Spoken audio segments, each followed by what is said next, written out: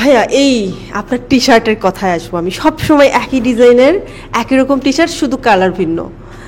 এই টি শার্টগুলো নাকি আপনার কাস্টমাইজ করে বানানো, একটু গল্প শুনবো টি শার্ট। এটা হচ্ছে আসলে মানে আমি কিভাবে বলবো, এটা এক একজনের এক এক ধরনের স্টাইল স্টেটমেন্ট, যে আসলে কেউ পাঞ্জাবি পরতে স্বাচ্ছন্দ্য বোধ করেন, কেউ ফুল শার্ট পরতে, কেউ হাফ শার্ট পরতে, কেউ হয়তো পোলো টি শার্ট পরতে পছন্দ করেন।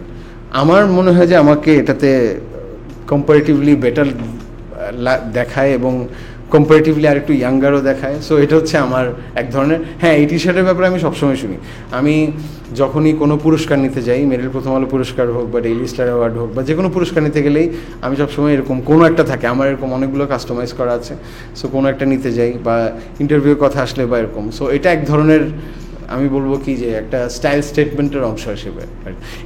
ইনফ্যাক্ট প্রতিবার পুরস্কার নিতে গেলে যখনই আমার অভিনেতা মনোজের সাথে দেখা হয়, মনোজ প্রথমেই দেখে যে ও আচ্ছা এটা পরে আসছেন না, তার মানে আপনি এবার পুরস্কার পাবেন, কারণ আপনি এটা পরে আসছেন এই কারণে।